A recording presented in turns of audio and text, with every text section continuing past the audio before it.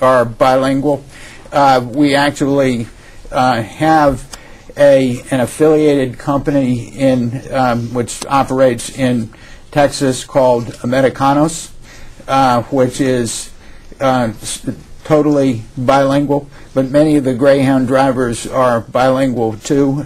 Certainly what you said about the increased traffic from Mexico, to and from Mexico, is very definitely the case. We look to expand that market.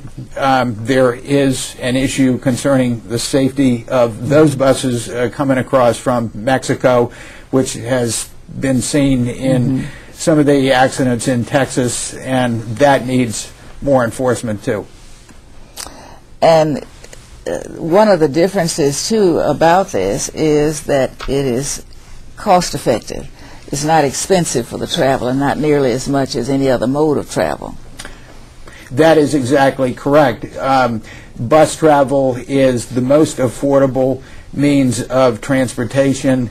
As an example, a big part of the new growth in Greyhound has been what we call the curbside service in the major cities, like here in Washington to New York City. Greyhound has an affiliate called Bolt Bus that provides service from downtown Washington to downtown New York City for an average of perhaps $20, which would be probably the cab fare from here to National Airport, which is right across the river.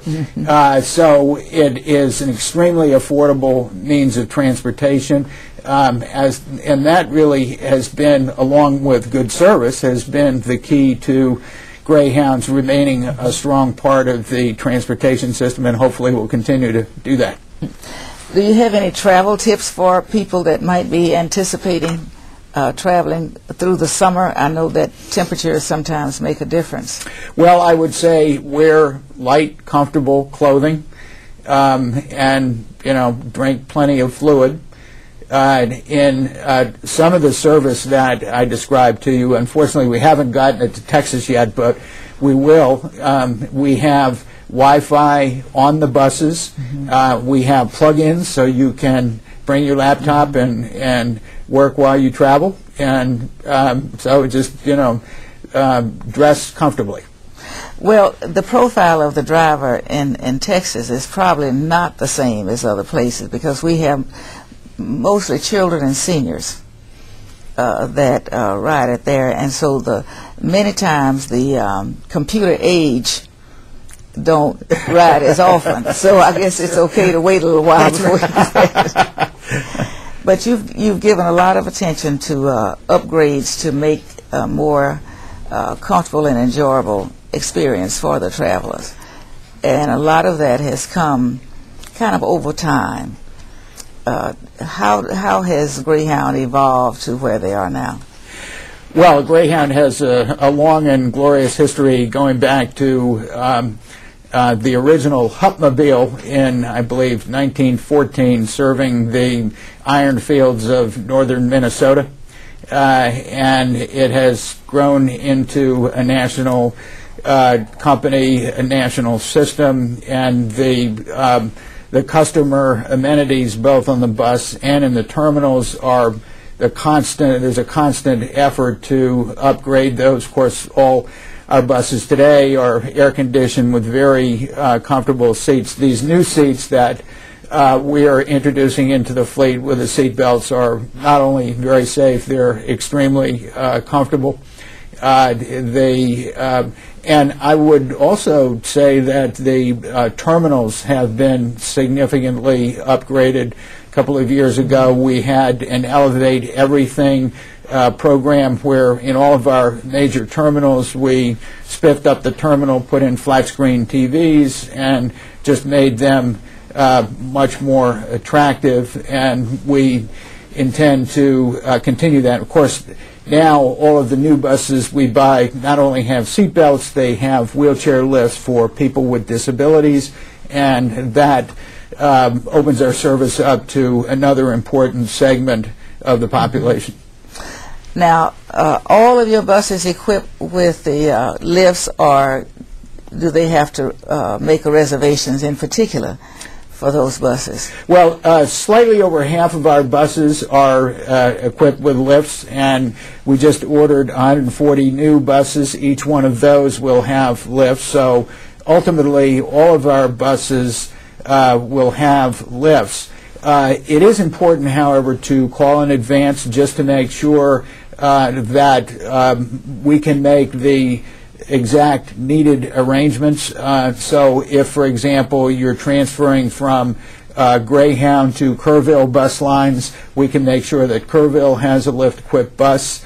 If you're going to a smaller station, we can make arrangements to have somebody there to help as needed at the destination. So it is important to call ahead, but the majority of the buses are already equipped with lifts. One thing back on the terminals, also the terminals are all accessible, and we've taken a number of steps to achieve that. And in fact, what we've really tried to do is to get more of our terminals into intermodal transportation centers where we are part of a facility that includes, say, Amtrak, public transit, sometimes it's even at the airlines, light rail, and that provides seamless transportation from intercity to transit, which we think is critically important.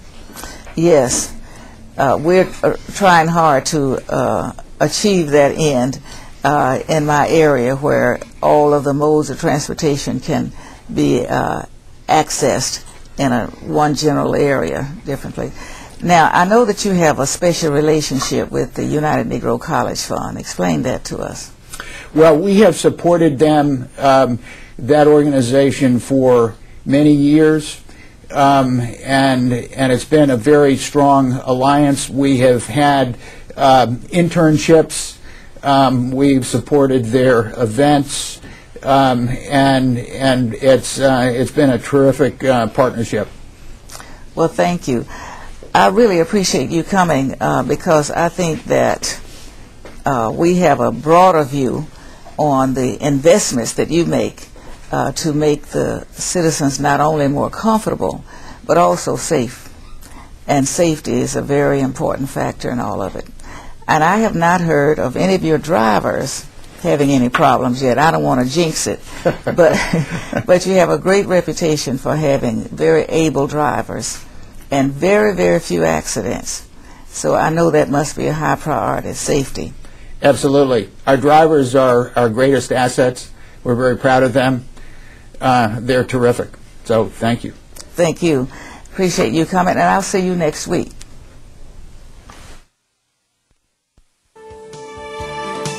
This has been another edition of Report from Washington featuring Congresswoman Eddie Bernice Johnson.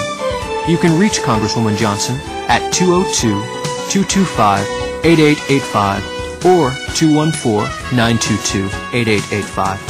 You can also contact her through her website at http://www.house.gov/ebjohnson.